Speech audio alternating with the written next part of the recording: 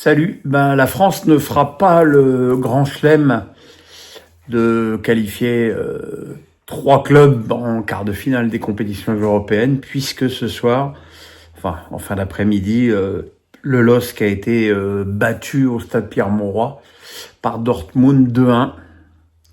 Un résultat et un match extraordinairement décevant pour une équipe lilloise qui nous avait bien gâtés depuis le début de cette compétition européenne, avec des matchs, il faut quand même s'en souvenir, exceptionnels, une victoire sur le Real, une victoire au Metropolitano face à Atlético de Madrid, un 6-1 contre Feyenoord, un excellent match nul contre la Juve, qui était en plus bien meilleure qu'elle ne l'est aujourd'hui.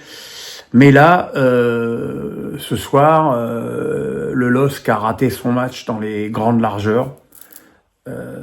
Ils ont été dominés dans tous les compartiments du jeu, tant physiquement que techniquement, et notamment au niveau de la vitesse, où j'ai vu une équipe nordiste en grande souffrance. Alors évidemment, quand ça arrive à un joueur comme Cabella, qui a jamais été une flèche en termes de vitesse, puis qui en plus est à l'âge qu'il a aujourd'hui, c'est compliqué. Mais Thomas Meunier ce soir a vécu un cauchemar au poste de latéral droit, et voilà. Et en plus, Lille avait eu le bonheur d'ouvrir le score sur un centre d'Ismaili repris par Jean-Nato David, qui a profité d'une boulette énorme de Kobel, qui a laissé passer le ballon entre ses jambes. Bon, c'était un petit peu inespéré, même si le début du match du LOSC était tout à fait cohérent. Mais derrière, les joueurs du Borussia ont pris les choses en main, et les occasions ont commencé à se multiplier. C'est Alexandro qui a sauvé sur sa ligne, puis c'est Chevalier qui a réussi quelques arrêts. Il y a eu cette triple action où Chevalier fait 2 arrêts, notamment le deuxième sur Guirassy à bout portant, et en plus derrière, le ballon est encore repris par un joueur du Borussia, repoussé sur sa ligne par André.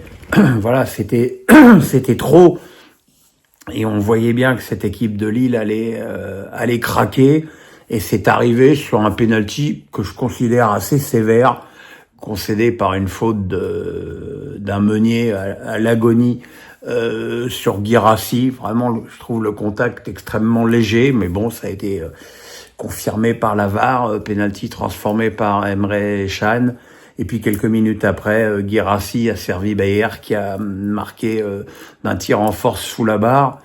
Et derrière, le LOSC n'a jamais eu les occasions pour revenir. Et je vais me permettre au passage de déboulonner un peu une statue de commandeur.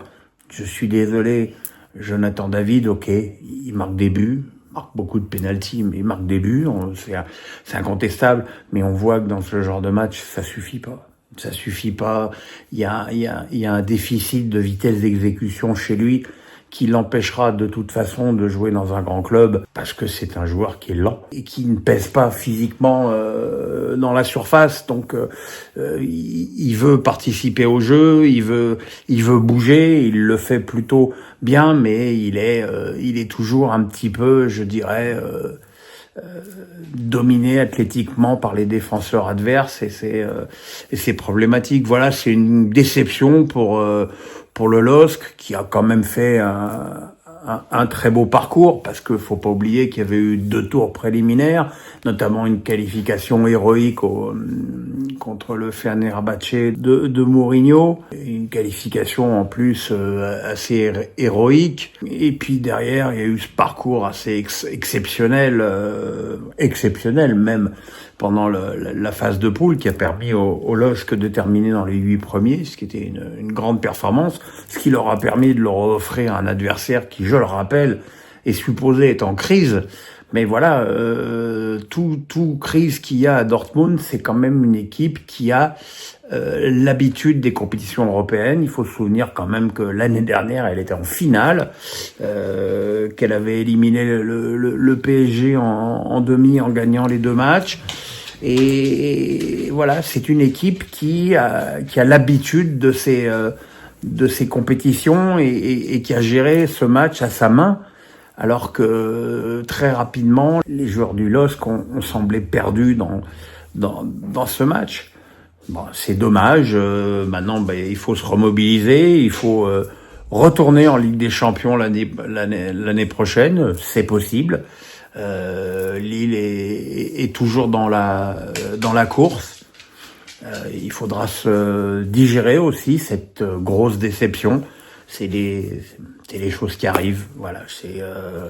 On peut pas être tous les soirs aussi heureux qu'on l'a été hier soir. Hein. Et je dis ça en tant que supporter du football français. Voilà. Ce que beaucoup ne savent pas faire malheureusement dans ce pays au niveau des Coupes d'Europe. Voilà, écoutez, donc comme je vous l'ai annoncé sur mes réseaux, demain il y aura un face à Pierrot spécial, grandement consacré à la qualification. Moi je le maintiens, le terme héroïque du PSG à Liverpool.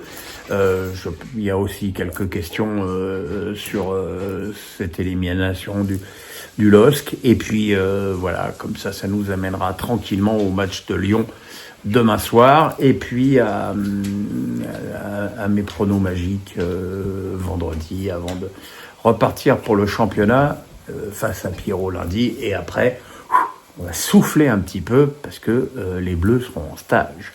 Voilà, et je vous ferai un petit dossier de face à Pierrot le jeudi sur le PSG. Voilà, merci pour la belle audience du post sur Liverpool PSG. J'en attendais pas moins de vous. Je suis pas certain que celui-là aura le même succès. Le pouce quand même, la cloche quand même, et on s'abonne toujours.